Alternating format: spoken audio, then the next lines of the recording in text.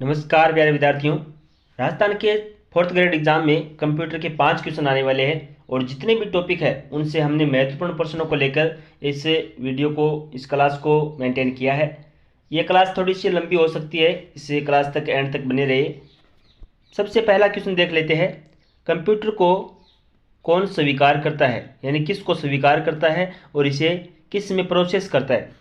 आपके सामने ऑप्शन दे रखे हैं, यानी डाटा को स्वीकार करता है और इंफॉर्मेशन को प्रोसेस करता है। इंफॉर्मेशन को स्वीकार करता है और डाटा को प्रोसेस करता है, या फिर डाटा को स्वीकार करता है और डाटा को प्रोसेस करता है, या इंफॉर्मेशन को स्वीकार करता है और इंफॉर्मेशन को प्रोसेस करता है।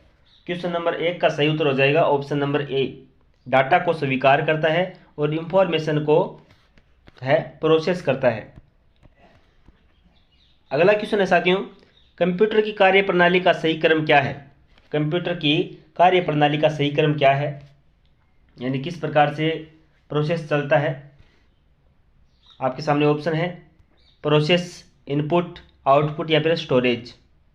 इनपुट, आउटपुट, प्रोसेस या स्टोरेज। इनपुट, स्टोरेज, प्रोसेस या आउटपुट। इनपुट, प्रोसेस, आउटपुट और स्टोरेज। देखिए, सबसे पहले क्या होता है कि हम कंप्यूटर को इनपुट देते हैं। इनपुट यानी कंप्यूटर को मैसेज देते हैं या फिर इंफॉर्मेशन देते हैं कुछ भी प्रक्रिया का, तो इनपुट हो गया। कंप्यूटर उसको प्रोसेस करता है और फिर आउटपुट हमें वापस देता है, इसे आउटपुट कहते हैं। और जो आउटपुट अगर सही है, यानी इंफॉर्मेशन के अनुसार सही होता है, और तो उसको हम स्टोरेज कर लेते हैं। ऑप्शन नंबर डी इसका सही उत्तर हो जाएगा। अगले क्वेश्चन की तरफ चलते साथियों। अगला क्वेश्चन है, निम्न में से कौन सा सबसे तेज सबसे छोटा कंप्यूटर है जो मस्तिष्क की तरह कार्य करता है। इनमें सबसे छोटा और सबसे तेज कंप्यूटर कौन सा है। आपके सामने ऑप्शन दे रखे हैं, परम युवा, super computer, quantum computer, IBM chips. Question number 3 का सही उत्तर हो जाएगा क्वांटम कंप्यूटर। क्वेश्चन नंबर 3 का सही उत्तर हो जाएगा C, quantum computer, option number C. अगले क्वेश्चन की तरफ चलते साथियों। अगला जो क्वेश्चन है, CDAC का पूर्ण रूप क्या है। CDAC का पूर्ण रूप क्या है।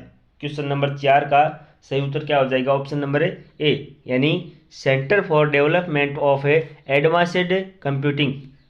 एक बार फिर से देखिए, CDAC का, यानी इस प्रकार के फुल फॉर्म के रूप में आपको क्वेश्चन जरूर देखने को मिलेगा। CDAC का फुल फॉर्म क्या है, centre for development of advanced computing. Option number A इसका सही उत्तर हो जाएगा। अगले क्वेश्चन की तरफ चलते साथियों। अगला जो क्वेश्चन है, निम्न में से कौन सा कथन है कंप्यूटर की विशेषताओं का सही व्याख्या नहीं करता है। यहाँ पे सही व्याख्या करता है, सही व्याख्या नहीं करता है, ये आपको ध्यान में रखना है, करता है या फिर नहीं करता है। आपके सामने ऑप्शन है, कंप्यूटर एक स्वचालित मशीन है जो अपना कार्य स्वयं निर्धारित कर उसे पूर्ण रूप कर देता है। देखिए, कंप्यूटर एक स्वनिर्धारित कंप्यूटर स्वचालित मशीन नहीं है, इसे जो है इंसान चलाता है और कार्य का स्वयं निर्धारण नहीं करता है, कार्य का निर्धारण करता है इंसान ही करता है, और उसको जो पूर्ण रूप कंप्यूटर करता है। कंप्यूटर अपना संपूर्ण कार्य बिना किसी त्रुटि के पूर्ण कर सकता है, ये बिल्कुल सही है। कंप्यूटर के परिणामों त्रुटियाँ जो मानवीय त्रुटियों से ही संभव है, यानी कंप्यूटर में जो त्रुटि होती है, यानी जो मिस्टेक होती है, वो मानवीय यानी इंसान अगर त्रुटि करता है तभी संभव है। कंप्यूटर के भंडारण की शक्ति को आवश्यकता अनुसार बढ़ाया घटाया जा सकता है, बिल्कुल सही है। तो ये जो ऑप्शन नंबर ए है, ये कथन है, वो व्याख्या कंप्यूटर की विशेषता की व्याख्या नहीं करता है। ऑप्शन नंबर ए इसका सही उत्तर हो जाएगा। अगले क्वेश्चन की तरफ चलते साथियों, यानी अगला जो टॉपिक है उनसे महत्वपूर्ण प्रश्नों को लेके CPU और कंप्यूटर ऑर्गेनाइजेशन, इससे महत्वपूर्ण प्रश्नों को देखने वाले हैं। पहला क्वेश्चन है, निम्न में से कौन सा कंप्यूटर CPU का भाग नहीं है। कौन सा कंप्यूटर है वो CPU का भाग नहीं है। तो आपके सामने ऑप्शन दे रखे हैं। ऑप्शन है अर्थमेटिक लॉजिक यूनिट यानी ALU, कंट्रोल यूनिट, मुख्य मेमोरी या माउस। इनमें कौन सा भाग नहीं है। इसका सही उत्तर हो जाएगा कि CPU का भाग है वो माउस नहीं है, ये कंप्यूटर का अलग पार्ट है। ये कंप्यूटर का अलग पार्ट है। सीपीयू के जो भाग है, arithmetic, logic unit, control unit, मुख्य मेमोरी, ये सभी सीपीयू के भाग है, लेकिन माउस है वो सीपीयू का भाग नहीं है। अगले क्वेश्चन की तरफ चलते साथियों। ALU का पूर्ण रूप क्या है? ALU का पूर्ण रूप क्या है? देखिए, आपने बहुत से क्वेश्चन इसमें देखे होंगे कि ALU का पूर्ण रूप क्या है, CPU का पूर्ण रूप क्या है। तो इसमें आपको जो फुल फॉर्म है वो सभी आपको याद कर लेनी है। इनमें से एक क्वेश्चन आपको जरूर देखने को मिलेगा साथियों। ALU का पूर्ण रूप क्या है? Arithmetic logic unit. अगर आपने पढ़ा है, ऑप्शन नंबर सी इसका सही उत्तर हो जाएगा, arithmetic logic unit, option number C. अगले क्वेश्चन की तरफ चलते साथियों। अगला जो क्वेश्चन है, किसी कंप्यूटर सिस्टम में सभी ऑपरेशंस कहाँ प्रोसेस किए जाते हैं? कंप्यूटर सिस्टम में जो सभी ऑपरेशंस या फिर जो भी प्रोसेस होते हैं वो सभी सीपीयू, यानी जो कंप्यूटर का दिमाग कहा जाने वाला जो पार्ट है, सीपीयू में प्रोसेस किए जाते हैं, ऑप्शन नंबर सी। प्रोसेस की जितनी भी प्रक्रिया है वो सीपीयू में ही प्रोसेस की जाती है। अगले क्वेश्चन की तरफ चलते साथियों। अगला जो क्वेश्चन है कि निम्न में से सेंट्रल प्रोसेसिंग यूनिट सीपीयू का भाग है? सेंट्रल प्रोसेसिंग यूनिट सीपीयू का भाग है, यानी इनमें से कौन सा सीपीयू का भाग है? प्रिंटर एक अलग डिवाइस है जो कि किसी भी डाटा को प्रिंट करती है। कीबोर्ड एक कंप्यूटर का अलग पार्ट है। माउस भी एक कंप्यूटर का अलग पार्ट है। अर्थमेटिक एंड लॉजिक यूनिट ये सीपीयू का भाग है, सीपीयू का भाग है, ऑप्शन नंबर डी इसका सही उत्तर हो जाएगा। साथ साथ कमेंट करते रहिए कि आपके इनमें से कितने क्वेश्चन आप सही कर पा रहे हो। भारत में निर्मित प्रथम प्रोसेसर का नाम क्या है? भारत में निर्मित प्रथम प्रोसेसर का नाम क्या है भाई? ऑप्शन है परम, आर्यभट्ट, रॉयल, शक्ति। अगर आपने पढ़ा है तो भारत में निर्मित प्रथम प्रोसेसर का नाम है शक्ति, ऑप्शन नंबर डी इसका सही उत्तर हो जाएगा। ऑप्शन नंबर डी इसका सही उत्तर हो जाएगा। साथ साथ कमेंट करते रहिए और वीडियो को लाइक और चैनल को सब्सक्राइब कर ले, क्योंकि जितने भी जो बन रहे हैं वो क्वेश्चन है ज़्यादा से ज़्यादा आपको कराए जा रहे हैं। अगला जो क्वेश्चन है साथियों, किस टॉपिक से देख लेते हैं? Input device. इनपुट डिवाइस से संबंधित है। क्वेश्चन नंबर 1 देख लेते हैं। कंप्यूटर में डाटा दर्ज करने के लिए निम्न में से कौन सा किसका उपयोग किया जाता है? निम्न में से किसका उपयोग है वो किया जाता है? देखिए, डाटा दर्ज करने के लिए हमें जो कंप्यूटर को इनपुट दिया जाता है, कंप्यूटर के जो भी संदेश हम देते हैं, इंफॉर्मेशन हम देते हैं, उसे इनपुट कहते हैं। और ऑप्शन नंबर ए इसका सही उत्तर हो जाएगा, जिसे इनपुट डिवाइस है वो किया जाता है। इनपुट डिवाइसेज में इनपुट डिवाइस से किया जाता है, इनपुट दिया जाता है कंप्यूटर को। नेक्स्ट क्वेश्चन की तरफ चलते साथियों। अगला जो क्वेश्चन है, कंप्यूटर में सर्वाधिक प्रयुक्त प्राइमरी इनपुट और होते हैं? इनपुट और होते हैं, यानी कंप्यूटर में सर्वाधिक प्रयुक्त प्राइमरी इनपुट कौन कौन से होते हैं ये आपको बताना है। इनपुट वो डिवाइस होती है जिसके माध्यम से हम कंप्यूटर को कोई इंफॉर्मेशन देते हैं, उन्हें इनपुट डिवाइस कहते हैं। देखिए, प्रिंटर एक और माउस एक इनपुट डिवाइस है, लेकिन प्रिंटर जो है वो एक आउटपुट डिवाइस है, जिसे हमें मैसेज मिलता है, हमें जो प्रक्रिया, हमें जो मैसेज मिलता है। या फिर टचपैड और माउस, ये क्या है? इनपुट डिवाइस नहीं है। देखिए, कंप्यूटर में सर्वाधिक प्रयुक्त मतलब सबसे ज़्यादा प्रयुक्त किए जाने वाले इनपुट डिवाइस कौन कौन से हैं जिसका हम प्रयोग करते हैं? कीबोर्ड और माउस का प्रयोग करते हैं। ऑप्शन नंबर ए इसका सही उत्तर हो जाएगा। अगले क्वेश्चन की तरफ चलते साथियों। अगला क्वेश्चन है, निम्न में से कौन सी एक इनपुट युक्ति नहीं है? निम्न में से कौन सी एक इनपुट युक्ति नहीं है? इनपुट का अर्थ क्या हो गया कि जिससे हमें कोई संदेश ना देते हो। प्रकाश पेन एक इनपुट डिवाइस है, टचपैड इनपुट डिवाइस है, कीबोर्ड इनपुट डिवाइस है, video display unit, option number D इसका सही उत्तर हो जाएगा, जो कि इनपुट डिवाइस से नहीं है। अगला जो क्वेश्चन है साथियों, अगला जो क्वेश्चन है, निम्न में से किस समूह में केवल इनपुट डिवाइस है? यानी ऐसा कौन सा समूह है जिसमें जितने भी डिवाइस दे रखे हैं वो इनपुट डिवाइस है? ऑप्शन आपके सामने दे रखे हैं, देखते हैं। सबसे पहले कमेंट किसका आता है? Mouse, keyboard, monitor. Mouse, keyboard monitor ये है, या फिर माउस कीबोर्ड प्रिंटर ये तो नहीं है,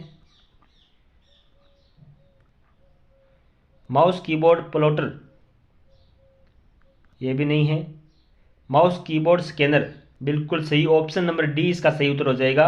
माउस से कीबोर्ड और स्कैनर जो कि तीनों ही इनपुट डिवाइसेज है। अगले क्वेश्चन की तरफ चलते हैं साथियों। एक कंप्यूटर की बोर्ड में कंट्रोल, शिफ्ट, डिलीट और इंसर्ट कुंजियों का जाना जाता है। जो जितने भी ये जो डिवाइसेज है इनको किस नाम से जाना जाता है ये आपको बताना है। क्वेश्चन नंबर 5 का सही उत्तर हो जाएगा स्टैंडर्ड की, ऑप्शन नंबर डी, यानी स्टैंडर्ड की के नाम से जाना जाता है इनको, ऑप्शन नंबर डी इसका सही उत्तर हो जाएगा साथियों। अगला जो टॉपिक है वो है आउटपुट डिवाइस। देखिए अभी हमने इनपुट डिवाइसेज से 5 क्वेश्चन किए हैं, अभी हम आउटपुट डिवाइसेज से महत्वपूर्ण 5 क्वेश्चन को करने वाले हैं। साथ साथ बताते रहिए कि आपके इनमें से कितने क्वेश्चन हैं वो सही हो रहे हैं। इस प्रकार से जितने भी टॉपिक है सभी से महत्वपूर्ण प्रश्नों को करने वाले हैं। सबसे पहला जो क्वेश्चन आप स्क्रीन पर देख रहे हो, डिवाइसेज में हमें कंप्यूटर से सूचना प्राप्त करने की अनुमति देते हैं, यानी जब कंप्यूटर से सूचना हम प्राप्त करते हैं तो उसे आउटपुट कहा जाता है, आउटपुट कहा जाता है। ऑप्शन नंबर बी इसका सही उत्तर हो जाएगा। अगला क्वेश्चन है कि निम्न में से कौन सा आउटपुट डिवाइस नहीं है, आउटपुट डिवाइस नहीं है ऐसा कौन सी है। देखिए ऑप्शन आपके सामने दे रखे हैं, मॉनिटर, प्लॉटर, जॉयस्टिक और प्रिंटर। देखिए जॉयस्टिक एक पेन के माध्यम से होता है जिसमें हम कंप्यूटर को निर्देश देते हैं, कोई काम करने के लिए निर्देश देते हैं, तो ये एक इनपुट डिवाइसेज है। ये क्या है, एक इनपुट डिवाइसेज है। तो इसमें जितने भी और सभी जितने भी है वो आउटपुट डिवाइसेज है, और यहाँ पे पूछा है आउटपुट डिवाइसेज नहीं है तो वो है जॉयस्टिक, जॉयस्टिक इनपुट डिवाइसेज है। अगले जो क्वेश्चन की तरफ चलते हैं, ऐसा मॉनिटर जिसमें एक ही कलर की अलग अलग शेड्स होती है, शेड्स मतलब छाया, वह कहलाता है। क्वेश्चन नंबर 3 का सही उत्तर हो जाएगा grey scale monitor, grey scale monitor. Option number B इसका सही उत्तर हो जाएगा, ग्रे स्केल मॉनिटर। अगले क्वेश्चन की तरफ चलते साथियों, मॉनिटर में आरजीबी का मतलब क्या होता है, मॉनिटर में आरजीबी का मतलब क्या होता है। आपके सामने ऑप्शन है red green black, red green blue, red grey black, red grey blue. RGB का मतलब क्या है, तो इसका सही उत्तर हो जाएगा red green blue, option number B, option number B इसका सही उत्तर हो जाएगा। अगले क्वेश्चन की तरफ चलते हैं। अगला क्वेश्चन बड़ा ही शानदार क्वेश्चन है, इस क्वेश्चन को एक बार ध्यान से पढ़े। इस क्वेश्चन में दे रखा है कि एक यहाँ पे एक और एक के बीच में रिक्त स्थान है, यानी ब्रैकेट है, ब्लैंकेट है, एक और एक के बीच में रिक्त स्थान है, तभी ये क्वेश्चन बन पाएगा। थोड़ी सी जो टाइपिंग मिस्टेक हो चुकी है इसमें, एक और एक के बीच में। देखिए एक रिक्त स्थान एक मानक आउटपुट डिवाइस होता है जो विभिन्न रंगों वाले हजारों पिक्सल प्रकाशित करके टेक्स्ट और चित्र में यूजर इंटरफेस तत्वों को प्रदर्शित करता है। एक क्या होता है, देखिए आपके सामने ऑप्शन है मॉनिटर, प्रोजेक्टर, प्रिंटर या प्लॉटर। तो यहाँ पे जो ऑप्शन नंबर ए इसका सही उत्तर हो जाएगा कि एक मॉनिटर एक मानक आउटपुट डिवाइस होता है जो विभिन्न रंगों वाले हजारों पिक्सल प्रकाशित करके टेक्स्ट भी दिखता है, चित्र भी दिखता है और यूजर इंटरफेस तत्वों को भी प्रदर्शित करता है। यहाँ पे जो एक यहाँ पे रिक्त स्थान था और एक इस प्रकार से क्वेश्चन शुरू होना था। तो एक मॉनिटर एक आउटपुट डिवाइस है, मानक आउटपुट डिवाइस होता है जो विभिन्न रंगों वाले हजारों पिक्सल प्रकाशित करके टेक्स्ट, चित्र और यूजर इंटरफेस से तत्वों को प्रदर्शित करता है।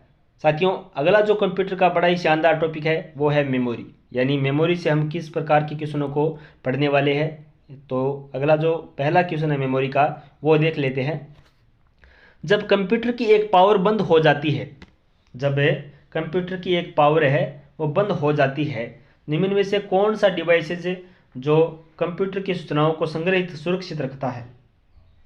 ऐसा कौन सा डिवाइस है जो कंप्यूटर की सूचनाओं को संग्रहित कर सकता है। देखिए, आप कंप्यूटर पर काम कर रहे हो और अगर आपकी कंप्यूटर में बैटरी नहीं है और वह अचानक बंद हो जाता है, तो कौन सी ऐसी डिवाइसेज है जो आपको जितना भी काम किया है, जितनी भी सूचनाएं आपने संग्रहित की है, वो उसको स्टोरेज में रखे, सुरक्षित रखे, ऐसी कौन सी डिवाइसेज है।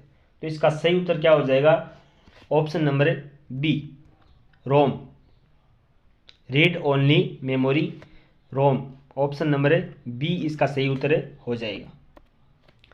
अगले क्वेश्चन की तरफ चलते साथियों। अगला जो क्वेश्चन है, कैश मेमोरी स्टोर करता है। कैश मेमोरी स्टोर करता है सबसे अधिक इस्तेमाल किया जाने वाला डाटा और निर्देश, कम इस्तेमाल किया जाने वाला डाटा और निर्देश, डाटा और निर्देश या उपरोक्त में से कोई भी नहीं। क्वेश्चन नंबर 2 का सही उत्तर क्या हो जाएगा? ऑप्शन नंबर ए, यानी सबसे अधिक इस्तेमाल किया जाने वाला डाटा और निर्देश है वो कैश मेमोरी है, यानी कैश मेमोरी स्टोरेज करता है। कैश मेमोरी क्या करता है? स्टोरेज करता है। ऑप्शन नंबर ए इसका सही उत्तर हो जाएगा। अगले क्वेश्चन की तरफ चलते साथियों। अगला क्वेश्चन, ड्राम में डी का फुल फॉर्म यानी पूरा नाम निम्न में से कौन सा है। डी को किस नाम से प्रदर्शित किया जाता है, यानी जो डी दे रखा है उसको किस नाम से प्रदर्शित किया जाता है। तो ये ऑप्शन आपके सामने दे रखे है, डायनेमिक, डिजिटल, डोमेन, डिस्क। तो इसका सही उत्तर हो जाएगा डायनेमिक। ऑप्शन नंबर ए इसका सही उत्तर हो जाएगा साथियों।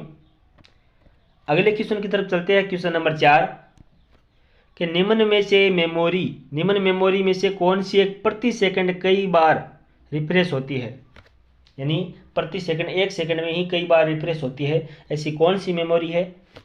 रोम, ईपी रोम, डायनेमिक रैम या फिर स्टैटिक रैम। तो इसका सही उत्तर हो जाएगा 4 नंबर क्वेश्चन का dynamic RAM. Option number C इसका सही उत्तर हो जाएगा साथियों। अगला क्वेश्चन है कि निम्न में से कंप्यूटर की सबसे तेज मेमोरी है। निम्न में से कंप्यूटर की सबसे तेज मेमोरी कौन सी है। क्वेश्चन नंबर 5 का सही उत्तर क्या हो सकता है, कमेंट कर दीजिए। ऑप्शन है रैम, चेज, रोम, हार्ड ड्राइव। क्वेश्चन नंबर 5 का सही उत्तर हो जाएगा बी, चेज, जो कि सबसे तेज मेमोरी है। अगला जो टॉपिक है वो है ऑपरेटिंग सिस्टम, यानी ऑपरेटिंग सिस्टम से बड़े ही महत्वपूर्ण प्रश्न वो करने वाले हैं। ये वही क्वेश्चन है जो एग्जाम में बार बार पूछे जा रहे हैं। इसका पहला क्वेश्चन है वो इस प्रकार से है, आपके स्क्रीन पर देख सकते हो आप। ऑपरेटिंग सिस्टम को किस रूप में प्रदर्शित किया जा सकता है। ऑपरेटिंग सिस्टम को किस रूप में प्रदर्शित किया जा सकता है। आपके सामने ऑप्शन दे रखे हैं कि एक सॉफ्टवेयर जो विभिन्न गतिविधियों के प्रबंधन और कंप्यूटर संसाधन रिसोर्स साझा करने के लिए उत्तरदायी होता है, यही इसका सही उत्तर है। आप अन्य जो कमेंट है यानी अन्य जो ऑप्शन है वो भी एक बार अध्ययन कर ले कि एक सॉफ्टवेयर जो उपभोक्ता यूजर के लिए कोई विशिष्ट कार्य निष्पादित कर दे सकता है, एक ऐसा माध्यम जो किसी विशिष्ट पर विस्तृत जानकारी प्रदान करता है जो उसका उपभोक्ता यूजर के लिए उपयुक्त होती है, एक स्टोरेज डिवाइस जो उपभोक्ता यूजर को इंटरफेस प्रदान करने के लिए उत्तरदायी है। तो इसका सही उत्तर हो जाएगा option number A. Option number A यानी ऑपरेटिंग सिस्टम को किस रूप में परिभाषित किया जा सकता है। कंप्यूटर में प्रयुक्त किए जाने वाले ऑपरेटिंग सिस्टम है वो एक सॉफ्टवेयर जो विभिन्न गतिविधियों के प्रबंधन और कंप्यूटर संसाधन रिसोर्स जो होते हैं उनके साझा करने के लिए उत्तरदायी होते हैं। अगला क्वेश्चन है कि निम्न में से कौन सा एक कंप्यूटर ऑपरेटिंग सिस्टम नहीं है। इनमें से बताना है कि कौन सा ऐसा कंप्यूटर है जो ऑपरेटिंग सिस्टम में नहीं है। Mac OS, BIOS, Unix OS, Microsoft Windows. तो इसका सही उत्तर हो जाएगा बायोस। ऑप्शन नंबर बी इसका करेक्ट आंसर हो जाएगा साथियों। जितने भी साथी जुड़े हैं एक बार वीडियो को लाइक और चैनल को सब्सक्राइब कर ले। नेक्स्ट जो क्वेश्चन है वो हम करने वाले हैं कि एक ही समय पर एक से अधिक एप्लीकेशनों को रन यानी चलाने के लिए ऑपरेटिंग सिस्टम की क्षमता है। वो क्षमता क्या है? देखिए, जब भी हम कोई एक से अधिक कोई काम करते हैं तो उसके आगे हमें मल्टी लगाते हैं कि मल्टी टैलेंटेड, या फिर जो भी एक से अधिक कोई काम करता है उसे मल्टी का यूज हम जरूर करते हैं कि ये बंदा मल्टी टैलेंटेड बंदा है। ठीक है, जब एक ही समय पर एक से अधिक एप्लीकेशनों को रन करते हैं, चलाने के लिए उपयोग करते हैं, तो वो एक है मल्टीटास्किंग होता है। ऑप्शन नंबर बी इसका सही उत्तर हो जाएगा साथियों, मल्टीटास्किंग, ऑप्शन नंबर बी। अगले क्वेश्चन की तरफ चलते हैं। इसी प्रकार के क्वेश्चन आने वाले हैं साथियों, इन क्वेश्चनों को ध्यान से अध्ययन कीजिए आप, 5 नंबर आपके पक्के हो जाएंगे आप इसी क्लास में, एक ही क्लास में। विंडोज 10 ऑपरेटिंग सिस्टम में जो डेट और टाइम का कहाँ स्थित किया जाता है, यानी विंडोज 10 में ऑपरेटिंग सिस्टम में डेट और टाइम कहाँ स्थित किए जाते हैं। देखिए यहाँ पे ऑप्शन दे रखे है कि my document, task bar, recycle bin में या माई कंप्यूटर में। टास्क बार क्या होता है, कंप्यूटर के जो नीचे एक पट्टी बनी होती है, यानी इस प्रकार से नीचे एक कंप्यूटर की पट्टी बनी होती है, वो टास्क बार कहलाती है।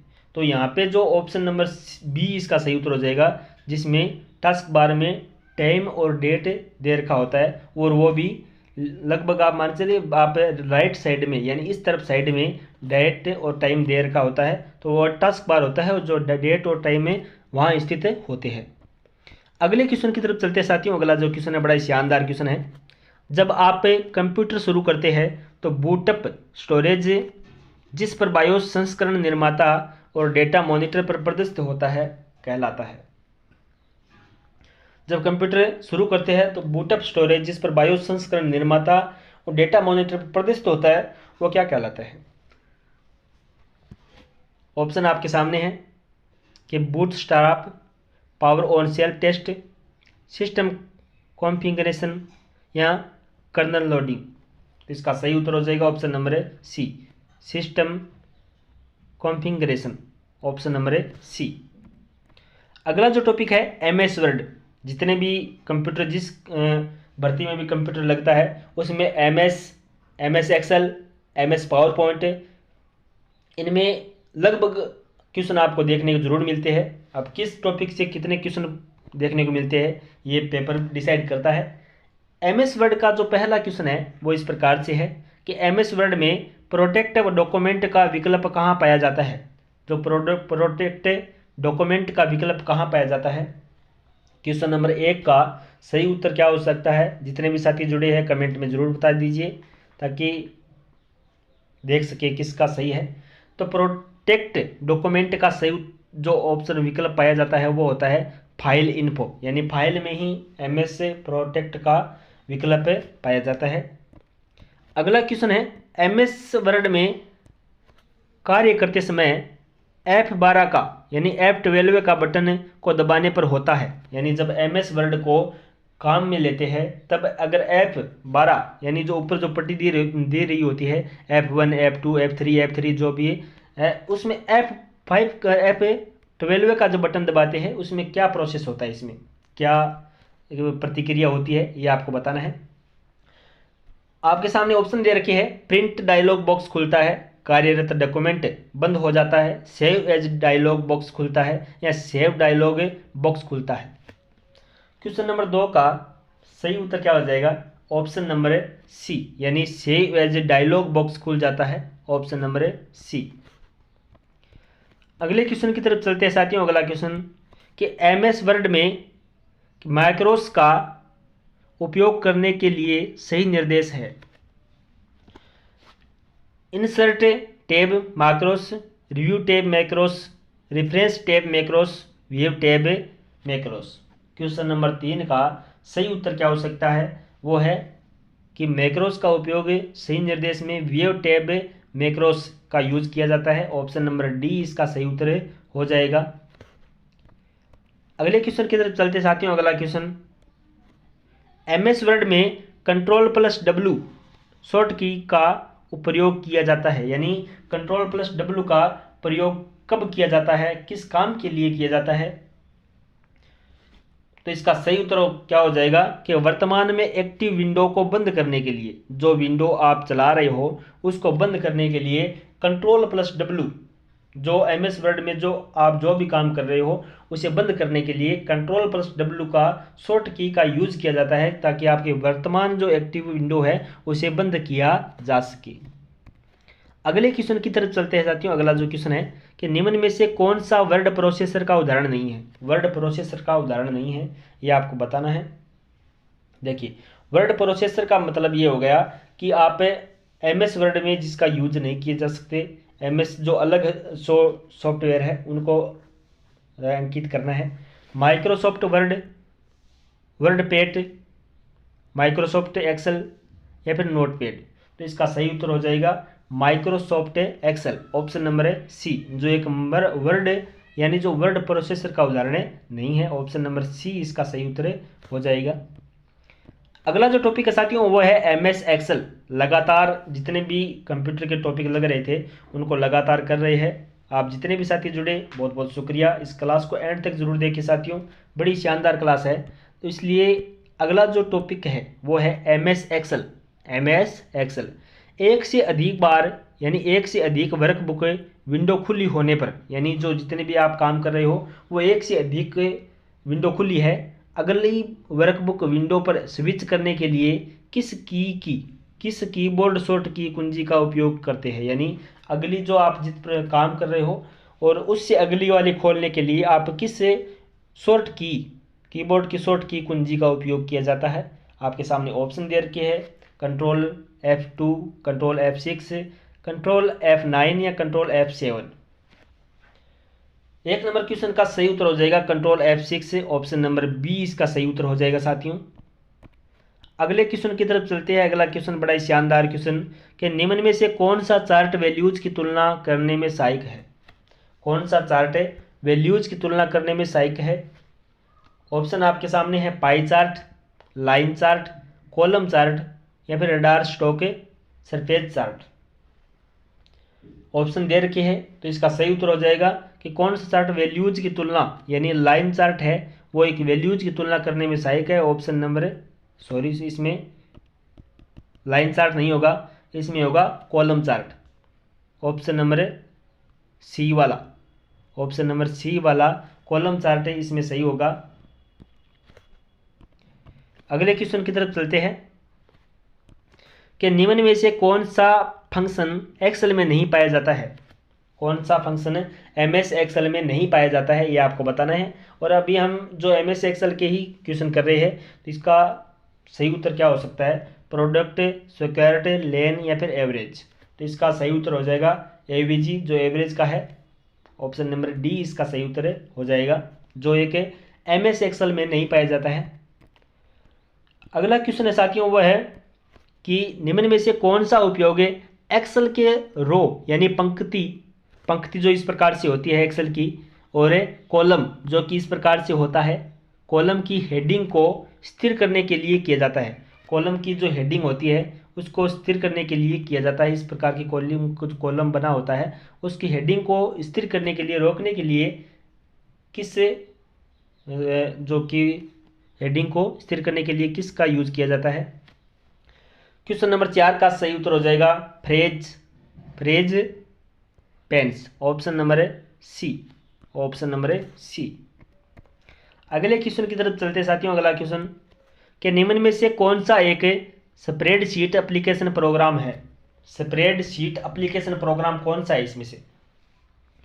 ऑप्शन दे रखिए आपके सामने, MS Word, Outlook, Notepad, MS Excel. तो इसका सही उत्तर हो जाएगा MS Excel, option number D, MS Excel.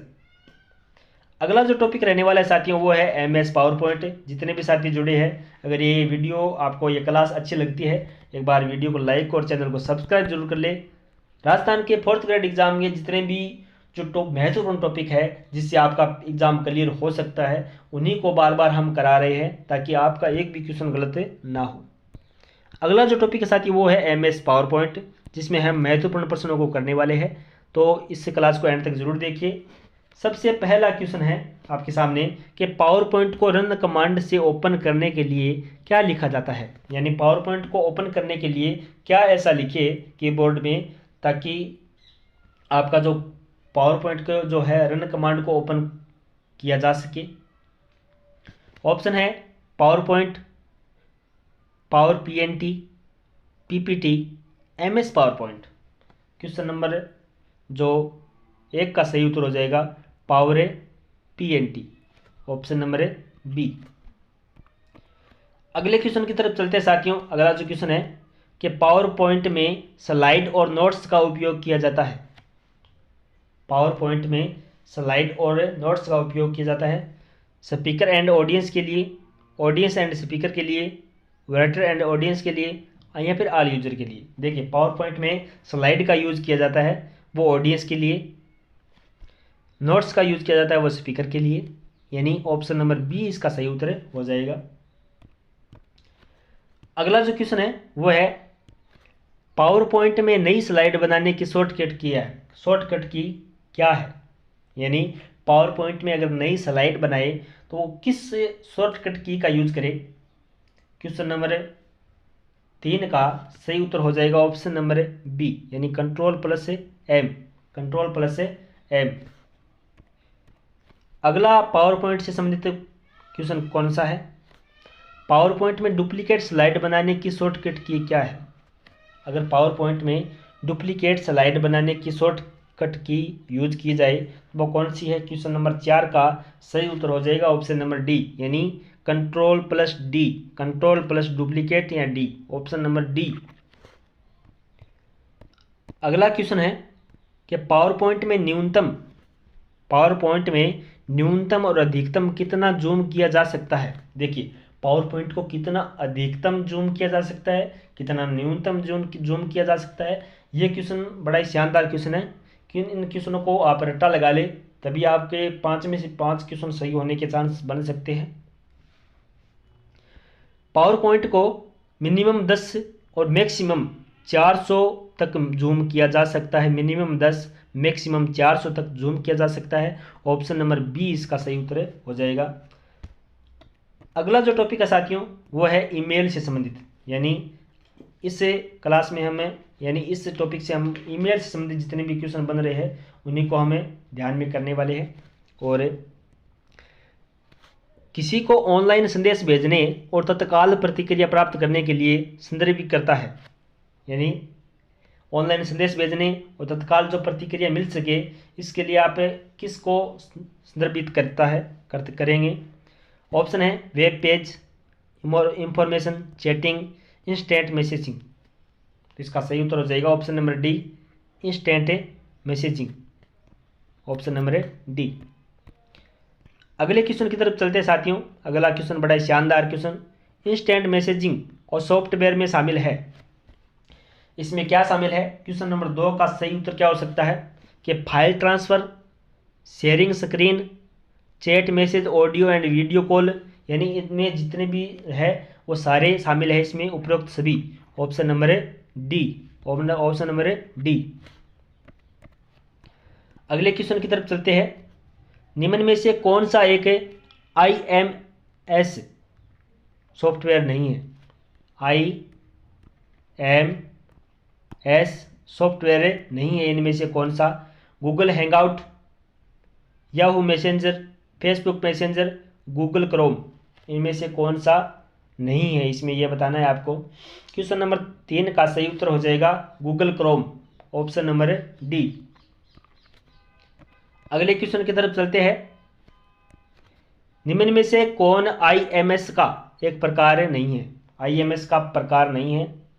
Question number 4 का ऑप्शन दे रखे आपके सामने, application based IMS, web based IMS, native IMS, या उपरोक्त में से कोई नहीं। क्वेश्चन नंबर 4 का सही उत्तर हो जाएगा native IMS, option number C. अगले क्वेश्चन की तरफ चलते हैं साथियों। अगला क्वेश्चन है IMS मुख्य रूप से कितने प्रकार के होते हैं? IMS मुख्य रूप से कितने प्रकार के होते हैं? तो इसका सही उत्तर हो जाएगा IMS मुख्य रूप से 2 प्रकार के होते हैं साथियों। और जितने भी क्वेश्चन है वो हमने इस क्लास में कर लिए हैं। आपको ये क्लास कैसी लगी ये आपको कमेंट सेक्शन में ज़रूर बताना है। अगर अच्छी लगी है तो भी हमें बताना है, और अगर थोड़ी सी भी गलत लगी है या फिर सही नहीं लगी है तो भी हमें कुछ ना कुछ बताना है, कमेंट जरूर करना है साथियों। वीडियो को लाइक ज़रूर करें, और चैनल पर नए हो, अगर चैनल पर पहली बार विजिट किए हो तो चैनल को सब्सक्राइब जरूर कर ले। मिलते हैं किसी नेक्स्ट क्लास में बड़े शानदार टॉपिकों के साथ, क्योंकि हम लगातार एक मैराथन क्लास आने वाली है जिसमें कंप्यूटर के, हिंदी व्याकरण के, इंग्लिश के, मैथ के जितने भी टॉपिक लगते हैं चतुर्थ श्रेणी एग्जाम में, उन सभी का एक साथ समराइज करके आपको परोसा जाएगा, दिया जाएगा मैटर। तो इसको वीडियो को लाइक और चैनल को सब्सक्राइब करिए, ताकि मिलते हैं किसी नेक्स्ट क्लास में। बहुत बहुत शुक्रिया इस क्लास तक एंड तक बने रहने के लिए। धन्यवाद।